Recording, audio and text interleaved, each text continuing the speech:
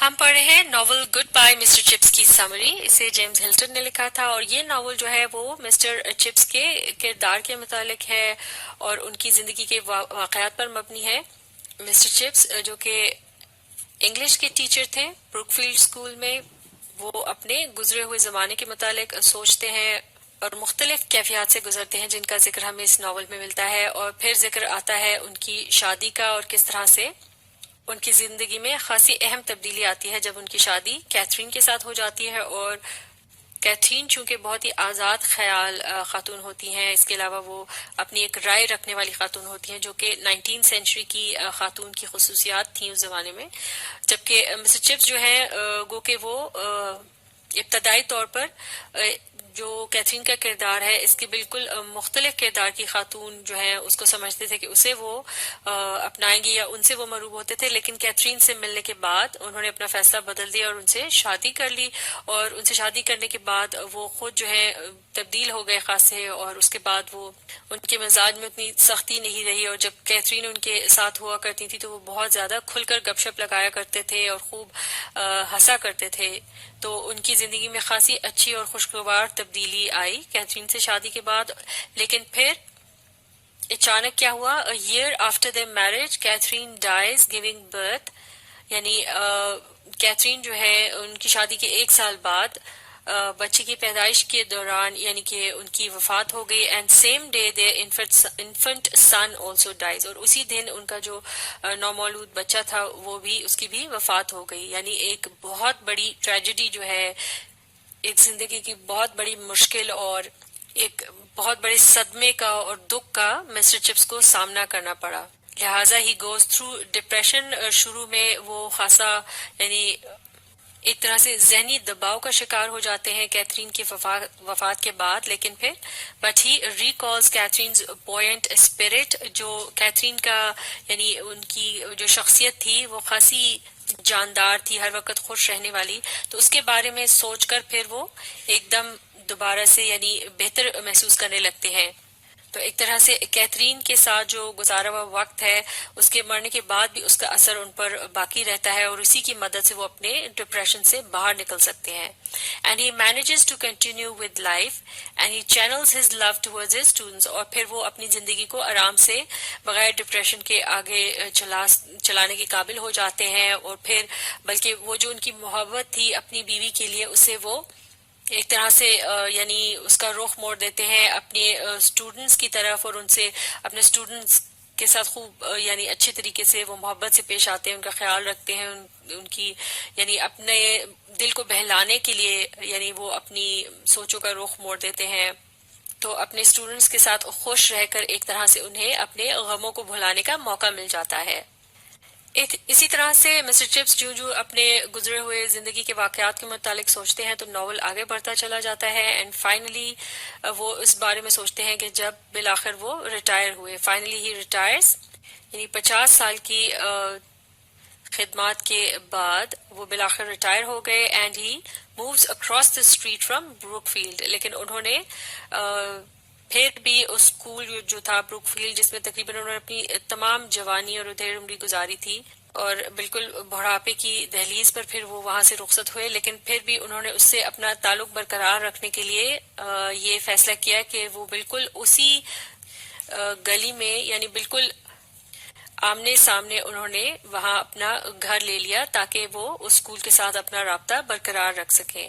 To keep in touch with all the students, خاص طور سے وہاں کے جو ان کے اسٹوڈنٹس تھے ان کے ساتھ وہ رابطے میں رہنا چاہتے تھے کیونکہ ان کی وجہ سے انہیں اپنے غموں کو بھلانے کا موقع ملتا تھا اور ان میں رہ کر وہ بہت خود کو خوش اور جوان محسوس کرتے تھے. And he also introduces himself to new arrivals. گو کہ وہ ریٹائر ہو چکے تھے لیکن اس کے باوجود بھی جو نئے اسٹوڈنٹس وہاں داخلہ لیتے تھے ان کے ساتھ وہ ایک طرح سے رابطہ قائم کرتے تھے، ان سے اپنا تعارف کراتے تھے، انہیں چائے پر بلاتے تھے اور طرح طرح کی باتیں گزرے ہوئے وقت کے زمانے کے قصے وغیرہ اور مختلف قسم کے واقعات ان کو سنایا کرتے تھے. اور اسٹوڈنٹس جو ہیں وہ ان کی کمپنی میں خاصا خود کو اچھا محسوس کرتے تھے. اور پھر ذکر ہمیں ملتا ہے ناول میں ورلڈ وار ون کا. World war one strikes and he returns as a teacher. اور پھر یہ ہوتا ہے کہ ریٹائر ہونے کے بعد جب پہلی جنگ عظیم کا واقعہ پیش آتا ہے تو انہیں اسکول میں دوبارہ ایک مرتبہ پھر سے یعنی اپنی خدمات پیش کرنے کا موقع ملتا ہے, because much of the faculty has gone off to fight. کیونکہ زیادہ تر جو اسکول کے ٹیچرز ہوتے ہیں, کیونکہ اس جنگ کے لیے زیادہ تر نوجوان لوگوں کو لیا جاتا تھا, تو جتنے بھی وہاں کے ٹیچرز ہوتے ہیں زیادہ تر وہ جنگ میں لڑنے کے لیے انہیں ہائر کر لیا جاتا ہے. تو ان کی کمی پوری کرنے کے لیے پھر جو بزرگ ٹیچرز یا جو ریٹائرڈ ٹیچرز تھے انہیں اسکول میں دوبارہ لے لیا جاتا ہے. اینڈ گو کہ یہ ایک خوشی کا موقع ہوتا ہے کہ وہ دوبارہ وہاں ان کو پڑھانے کا موقع ملتا ہے. لیکن چونکہ یہ جنگ کا دور ہے تو اور وہ سارے ان کے جان پہچان والے ان کے اپنے کولیگز اور اسٹوڈنٹس بھی اس جنگ میں شامل ہوتے ہیں, تو he is deeply hurt throughout the war when he hears about the deaths of many of his former students. یعنی ان کے جو پرانے اسٹوڈنٹس ہیں ان میں سے بھی کئی ایک جنگ عظیم جو پہلی جنگ عظیم ہے اس میں لڑنے کے لیے گئے ہوتے ہیں, اور ان کی جو ان کو خبر ملتی ہے ان کی وفات کی, اس جنگ میں مر جانے کی, تو وہ بہت ہی زیادہ دکھی ہو جاتے ہیں. تو یقیناً ان کو اپنے جو اسٹوڈنٹس ہیں ان کے ساتھ بہت ہی زیادہ لگاؤ ہوتا ہے, بہت محبت ہوتی ہے, بالکل وہ انہیں اپنے بچوں کی طرح دیکھتے ہیں.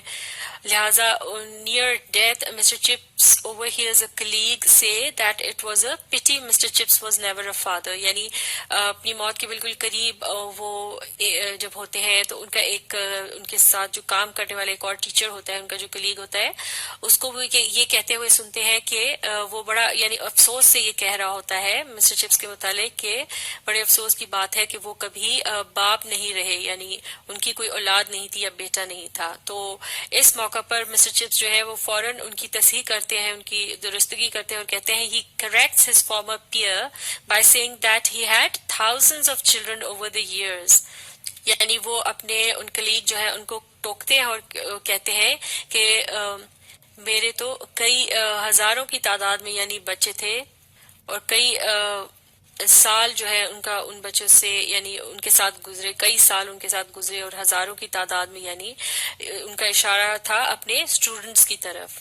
اور جیسا کہ ان کے خیالات سے بھی پتہ چلتا ہے وہ کس قدر اپنے اسٹوڈنٹس کو اہمیت دیتے تھے, ان سے محبت رکھتے تھے, اور خود ان کو بھی بہت فائدہ ہوتا تھا کیونکہ وہ اپنی جو بیوی اور بیٹے کے مرنے کا جو دکھ ہے یا غم ہے اس سے بھی وہ غلط کرنے میں انہیں آسانی ملتی تھی اپنے اسٹوڈنٹس کے ساتھ رہ کر. اور بالآخر پھر ناول کے آخر میں بتایا جاتا ہے کہ he shuts his eyes and dies, اور وہ پھر اپنی آنکھیں موند لیتے ہیں اور بالآخر وہ موت کی نیند سو جاتے ہیں. And he gains solace in thinking of his students. یعنی ان کو اپنے آخری جو لمحات ہیں ان کی زندگی کے موت سے قبل, اس میں بھی وہ جو سکون حاصل کرتے ہیں وہ اپنے اسٹوڈنٹس کے متعلق سوچ کر کرتے ہیں. شاید ان کے خیال میں وہ اب ایک مرتبہ پھر اگلے جہان میں اپنے ان اسٹوڈنٹ سے دوبارہ مل سکیں گے, اور اپنی بیوی اور بیٹے سے بھی. یعنی اپنے موت کے وقت وہ انتہائی پرسکون ہوتے ہیں.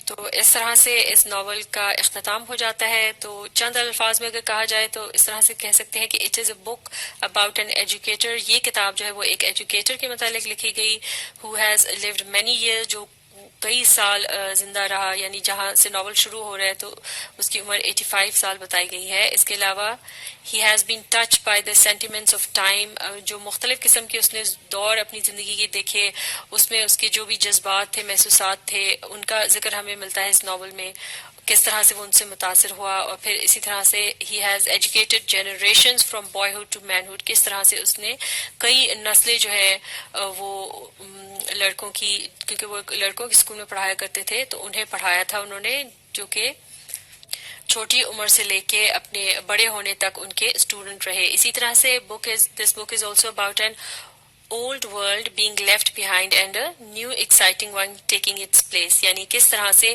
ایک پرانے زمانے کی وہ جو دنیا تھی یا اس کا ماحول تھا وہ کیسے پیچھے رہ گئی اور ایک نئے دور کا آغاز ہوا, اور کس طرح سے تبدیلیاں آئیں. نیا جو دور تھا اس نے پرانے دور کی جگہ لے لی, لوگوں کے جو مزاج ہے وہ بھی نئے دور کے ساتھ بدلنے لگے, اور نیا دور جو تھا وہ خاصا دلچسپ تھا.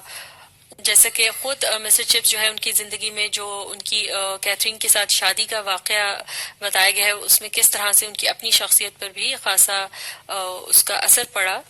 کیونکہ وہ ایک نئے دور کی خاتون تھی اور وہ خاصی آزاد خیال اور اپنی ایک رائے رکھنے والی خاتون تھیں، اور ان کے ساتھ جب وہ ہوا کرتے تھے تو وہ خاصے بے تکلف ہو جاتے تھے اور بہت خوش رہتے تھے، ہنستے تھے، کہکہے وغیرہ لگاتے تھے اور خوب کھل کے گپ شپ کرتے تھے، تو خاصی ان کی شخصیت میں بھی اس طرح سے تبدیلی آ گئی تھی، یعنی وہ بھی نئے دور کے جو اثرات ہیں ان سے متاثر ہوئے۔